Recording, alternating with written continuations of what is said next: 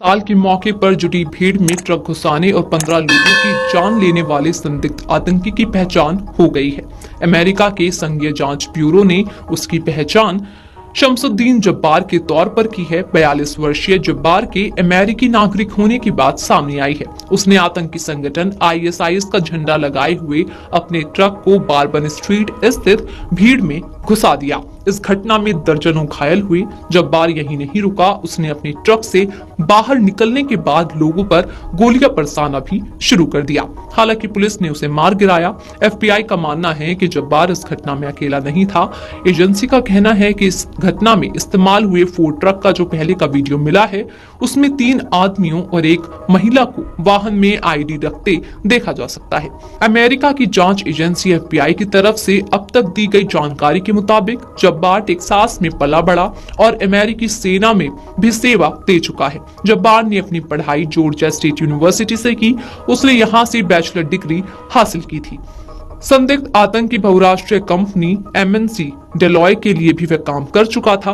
वे यहाँ business developer और data engineer के तौर पर काम कर रहा था। यहाँ उसकी तनख्वाह करीब $1,20,000 यानी कि करीब 1 करोड़ रुपए सालाना थी। इससे पहले वह real estate company blue मीडो properties के लिए भी काम कर चुका था। जब्बार ने 2020 में एक यूट्यूब वीडियो भी जारी किया था, जिसमें उसने बताया था कि वे टेक्सास के ब्यूमॉन्ट में जन्मा और वहीं पला बड़ा। वीडियो में उसने रियल एस्टेट क्षेत्र में अपनी पेशेवर जिंदगी के बारे में बताया था। इतना ही नहीं, शमसुद्दीन जब्बार अमेरिकी सेना में करीब 1 दशक की सेवा के दौरान एचआर स्पेशलिस्ट और आईटी स्पेशलिस्ट के तौर पर भी काम कर चुका था।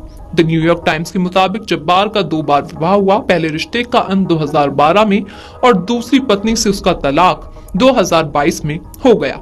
रिपोर्ट्स की माने तो संदिग्ध आतंकी अपने दूसरे तलाक के बाद से ही वित्तीय संकट से जूझ रहा था। उसने अपने ईमेल में माना था कि उस पर घर के कर्ज के $27,000 बकाया है और वह इसे चुकाने में असमर्थ है। उसकी दूसरी पत्नी के पति मार्च ने बताया कि जब्बार पिछले साल ही इस्लाम को अपनाने की शुरुआत कर चुका था और वह इसको लेकर कुछ हद तक पागल हो गया था। एनवाईटी ने मार्च के हवाले से दावा किया कि जब्बार की 2 बेटियां हैं, जिनमें एक शादी लायक है और एक किशोरी है। इस घटना के बाद उन दोनों की मौजूदा हालत काफी खराब है। संदिग्ध आतंकी पर दर्ज आपराधिक मामलों का भी खुलासा हुआ है। सामने आया है कि उस पर 2002 में दुराचार और चोरी के आरोप लगे थे। इसके अलावा 2005 में उस पर अवैध लाइसेंस के साथ ड्राइविंग का भी आरोप था। जब्बार के न्यू ऑर्लिन्स में हमले की वजहों का अब तक पता नहीं चला है। हालांकि उसकी गाड़ी के आगे इस्लामिक स्टेट का झंडा लगा होने से उसके इस आतंकी संगठन से जुड़ाव की जांच की जा रही है। जांच में सामने आया है कि जब्बार ने जिस ट्रक को भीड़ में घुसाया वह उसने कार शेयरिंग के लिए इस्तेमाल होने वाली ट्यूरो ऐप के जरिए किराए पर लिया था।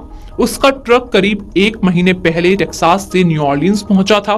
पुलिस को घटनास्थल पर जांच के दौरान संदिग्ध आतंकी की गाड़ी से एक AR सैटेलाइट राइफल, पिस्तौल और कुछ बम मिले हैं। चश्मदीदों के मुताबिक जब्बार ने पूरे शरीर में बख्तर पहना था और उसके